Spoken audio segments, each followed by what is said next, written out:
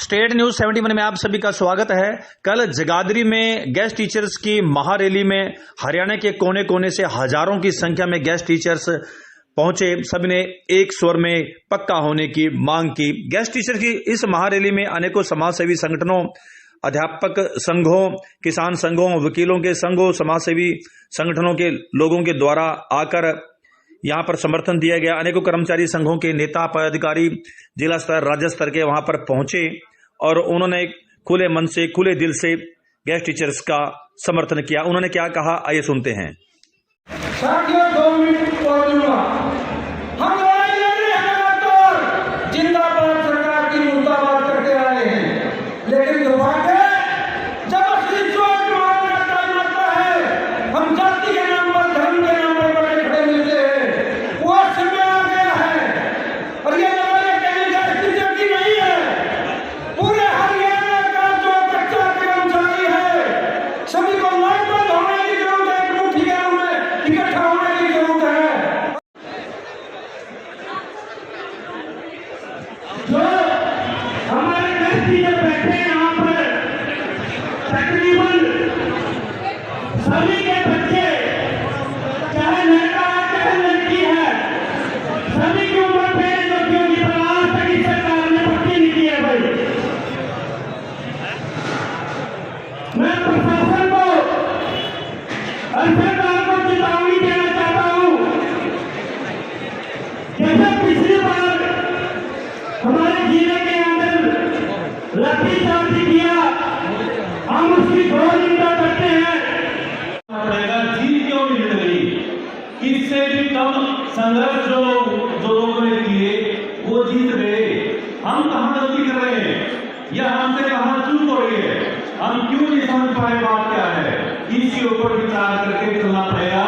और विशेष रूप से आज के दौर में जब ऐसी ताकत सत्ता में बैठी है जो जनता की सुनना नहीं चाहती, वो पीठ के बढ़ाना चाहती है, दबा के राज करना चाहती है।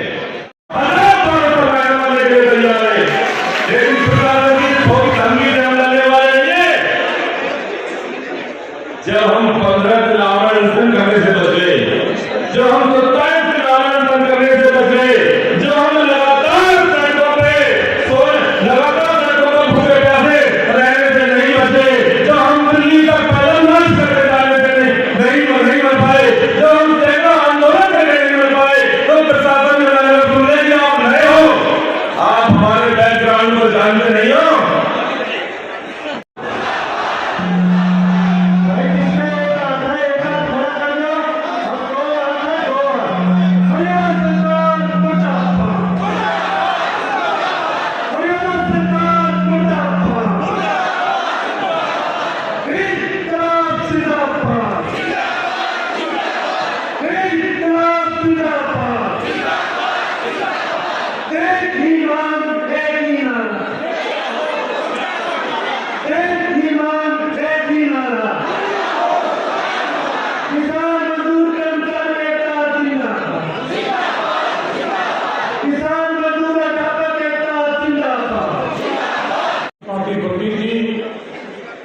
राज्य के हरियाणा अध्यापक संघ के राज्य प्रधान साथी धर्मेंद्र नाना जी, मास्टर जी और हमारे बहुत ही आदरणीय मेरे साथ कमरे से कंधार करने वाले हमारे पीटी साहब, साथियों, मैं आपको बता देना चाहता हूँ, मैंने अपनी बेटी को भगवान से विनती करके मांगा था। मेरे 2 बेटे थे बड़े और मैंने ये चाहती थी कि एक घर में बेटियां भी। मैंने भगवान से प्रार्थना की थी कि हे भगवान, अब की बार मेरे को बेटियां दे। और तीसरी बार जब बच्चा हुआ तो हमारे को भगवान ने बेटियां दी। उसका नाम राजरानी 10 जनवरी 1981 को उसका जन्म हुआ था। बचपन से ही वो इतनी होनहार थी, छोटे छोटे जो वो बच्चे थे मेरे साथ स्कूल में जाती थी, हमारे विद्यालय के अध्यापक साथी थे, इतना इंटेलिजेंट उसको होते हुए देखकर कहा करते थे वो साथी, ये लड़की बड़ी होकर बड़ी होनहार बनी। और उस लड़की ने बचपन से ही अपनी शिक्षा की ओर ध्यान दिया। 5वीं कक्षा में उन्होंने छात्रवृत्ति प्राप्त की। फिर उन्होंने 6वीं कक्षा में नवोदय विद्यालय भुआ कोठी में एडमिशन लेकर मानव समाज के योग्य विभिन्न संस्थानों से आए पदाधिकारी जिन्होंने इस पीड़ा के वक्त हमारा समर्थन किया, उनका आभार व्यक्त करते हैं। और प्रदेश के कोने कोने से आए हमारी मातृशक्ति, हमारे साथियों, ये लड़ाई अंतिम पड़ाव पर है। अंतिम पड़ाव में आप लोगों का सहयोग, अनुशासन, धैर्य, ये बहुत जरूरी है। मेरी सभी साथियों से एक अपील है, कोई भी इस पड़ाव, इस रैली को एक पिकनिक मात्र ना ले। आपका नेतृत्व भाई राजेंद्र साहब जी, हमारे अध्यक्ष, जो प्रशासन के अत्याचार का शिकार हुए, आज चलने की हालत में नहीं थे, फिर भी वो आपके बीच आए। आपका नेतृत्व 31 तारीख से दिन रात आपके बीच पड़ा हुआ है। अच्छा पढ़ दे। मेरा खुद का बेटा 2 साल के बाद कनाडा से आया, सुबह 7 बजे एयरपोर्ट से लेके घर छोड़ के दिल्ली से 1 बजे यहाँ पहुंच गए। साथियों, यह लड़ाई शोषण के विरुद्ध है। हम किसने लगाए? आज माननीय मुख्यमंत्री जी कहते हैं ये भूपेंद्र हुड्डा ने लगाए। हम मंच के माध्यम से कहते हैं हमें भूपेंद्र हुड्डा जी ने नहीं लगाया, हमें हरियाणा की सरकार ने लगाया। दूसरी बहन का जन्मदिन है आज, सही राजनाथ का जन्म है। जन्म लिया उसके पिता जी हमारे बीच में बैठे हुए, जिन्होंने शुरू से लेकर आज तक और अंतिम दौर तक इनका वादा रहा है कि जब तक एक तरह नहीं हो जाते मैं आपको बीच खड़ा करूं।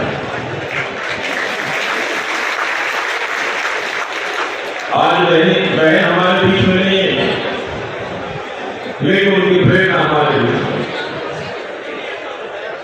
आज एक न्याय सरकार के साथ साथ आपसे भी मांगने के लिए बहन आई है,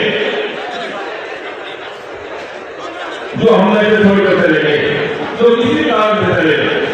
3581 को जब हटाया गया तो 8 teacher brain haemorrhage, heart fail या आत्महत्या करने से सही हो गए।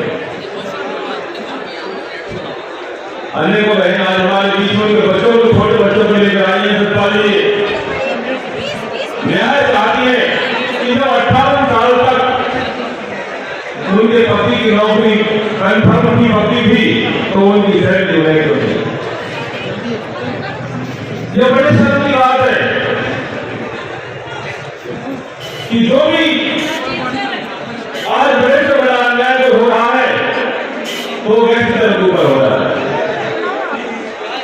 एक कंपनी यदि 120 कर्मचारी काम करते हो और सबसे बड़ा अन्याय तो तब होता है जब हम अपनी आवाज उठाने में इकट्ठे होते हैं, तो आवाज को रोकने के लिए प्रशासन एक टारगेट करके हमारे प्रदेश अध्यक्ष पर लाठीचार्ज करके काम करता है। चलो कि जब प्रदेश अध्यक्ष को पकड़ा गया,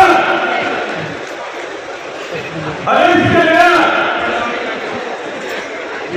तब वो छोटे नहीं थे, तब वो छोटे नहीं थे, लेकिन जानबूझकर प्रशासन ने टारगेट करके श्री राजेंद्र साहब को टारगेट किया और टारगेट करके इन पर बेतहाशा लाठी प्रहार करके लाठी प्रहार के खून से लत हो गया।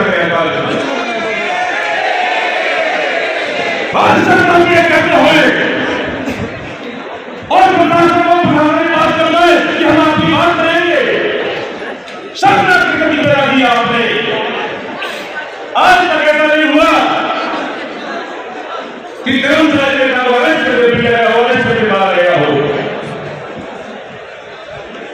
और आज जिस राजेंद्र साहब जी को उठना अपने पैरों पर खड़ा होना भारी पड़ रहा है। जब आपके अंदर जोश का उन्हें पता चला तो उन्हें भी नहीं रोका गया और राजेंद्र साहब जी हमारे बीच में चले आए ये संदेश देने के लिए, ये मैसेज देने के लिए कि जो 2008 से आपने संघर्ष शुरू किया था बहन नारायण की शहादत के साथ, जो 2010 में आपने संघर्ष शुरू किया था, सैनिकों पर पड़े आपने नाम से बचा के काम किया होटल सरकार के समय, जो आपने 2012 में रकम पर निकालकर हेमंत सरकार पर दिखाने का काम किया कि हम अपने नौकरी के किसी हद तक चल जा सकते हैं, जो आपने 2013 में 105 दिन तक लगातार करने का काम किया और जो 2014 में आपने आंदोलन करने का काम किया, और 2015 में आपने हैदराबाद में 27 दिन आंदोलन करने का काम किया, तो ये सभी कदम हम कुर्बानी देने के लिए तैयार हैं। उन्हें बोलने से आए मेरे इस्लामी अध्यापक साथियों,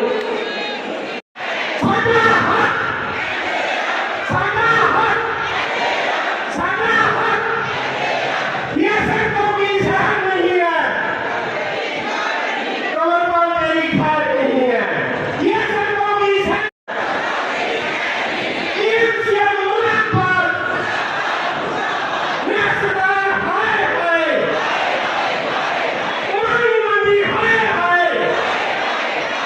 बैठे हैं वो है आपका मोबाइल, वो मोबाइल जो बाहर गवर्नमेंट ने दिया, आप जो है अपने अपने मोबाइल से उठाए, अपने अपने मोबाइल से उठाए और जगह जगह पर जो है सरकार के खिलाफ जाए। एक 12,000 टीचर हैं और आपको जो है सबको दिखाते हैं किसी लाठी चार्ज हुआ, मैं यहाँ आया था और सभी वाले से लड़ाई हुआ था और मैंने कब्जा राम सूर्य को कहा था कि मैं सूर्य की लाइट अगर तो नहीं हो सकती है, मेरा नाम कब्जा राम सूर्य है, तो जोड़ रहा हूँ लेकिन लाइट नहीं है। शीशे को मत पीटे हैं, शीशा साधारण नहीं होता और मैं सबसे कहता हूँ कि आप असाधारण व्यक्ति नहीं है, आप असाधारण व्यक्ति को है, आप में वो ताकत है कि आप जो है सरकारों को तो क्या जो राजतंत्र को हिला सकते हैं, परंतु हम अपनी ताकत को भूल गए हैं। हमें जो शिक्षा की मर्यादा का नहीं पता है, वी आर बेकर्स, क्या हम भिखारी है जो सरकार से मांग रहे हैं, we are creator, we are creator. क्यों नहीं आप अपनी ताकत को समझते? आप सरकार तक पहुंचनी चाहिए। और साथियों, मेरे टीचर जो अध्यापक इस देश का भविष्य बनाने वाले हैं, आज बड़े दुख की बात है, आज इन बेईमान लोगों ने धोखाधड़ी से एक ऐसा वक्त लगा के मार दिया है कि मुझे कहना पड़ रहा है कि आप आराम से बैठिए, आप इधर वाले इधर बैठिए, जो काम आपका हुआ करता था आज हमें आपको करना पड़ रहा है। क्यों बने हालात? आज की तारीख में हर जगह सड़क पर ला दी है, सड़कों पर बैठा दिया है और मैं सबसे पहले आज पूरे प्रदेश के जो अध्यापक इस देश का भविष्य बनाने वाले उनका स्वागत करता हूँ और उसके बाद हमारे पत्रकार साथी और मैं अपनी टीम भारतीय किसान यूनियन की जो मंडल अध्यक्ष है हमारे प्रदेश के अम्बाला से, हमारे चंद्र गुजराती प्रदेश के पदाधिकारी प्रदीप नड्डा जी, और आज हमें एक आदेश माना टिकैत साहब की तरफ से, पूरे संगठन की तरफ से कि आपने वहां जाकर समर्थन देना है। और साथियों, मेरे जो टीचर जो यहाँ की कमेटी है, आप पढ़े लिखे लोग हैं, अनुशासन में रहना जानते हैं, आपने हमें आदेश देना है कि हम आपके साथ कोर्स लड़ाई करें। हम प्रेस के साथी, सीआईडी, इंटेलिजेंस, प्रशासन के साथी, आप सभी का राजकीय अतिथि अध्यापक मंच की ओर से हार्दिक अभिनंदन करता हूँ। जैसा कि आप सभी को विदित है, मेरे से पूर्व वक्ताओं ने अपना बयान किया है, 18 साल से हम दर दर की ठोकरें खा रहे हैं, हमारा शोषण हो रहा है, हमारे ऊपर राजनीति हो रही है। इस घटिया राजनीति ने हमारे बहुत से लोग दुर्घटनाओं में सिल लिए हैं, असामयिक मृत्यु के शिकार हो गए हैं। आज भी जो मुझे पता चला, हमारे विधवा बहन गाड़ी से हमारी इस रैली में आ रही थी, रास्ते में उसकी दुर्घटना गलत गाड़ी में चोटिल हो गई तो बहुत दुख हुआ। आदरणीय साथियों, मातृशक्ति बहनों, ये पीड़ा हमें कितनी है ये हम ही अनुभव कर सकते हैं, क्योंकि शोषण हमारा हो रहा है। जिसकी उंगली कटती है उसी को दर्द का पता चलता है। हम यहाँ नागरिक क्या लेने के लिए आए थे? सिर्फ और सिर्फ एक मुख्यमंत्री जी से बातचीत के लिए टाइम ही तो मांग रहे थे। उस टाइम मांगने के लिए हमें लाठियां मारी जाएंगी, यहाँ तक के सिर में लाठियां मारी जाएंगी। हमारे बहुत से साथी बहुत चोटिल हुए। क्या यही लोकतंत्र है? इस लोकतंत्र में किसी शोषित की, किसी पीड़ित की आवाज को लाठियों से लहूलुहान करके, गोलियां चला के उनकी आवाज को दबाना, क्या यही लोकतंत्र की परिभाषा है? यदि यही लोकतंत्र है तो हमें ऐसा लोकतंत्र नहीं चाहिए।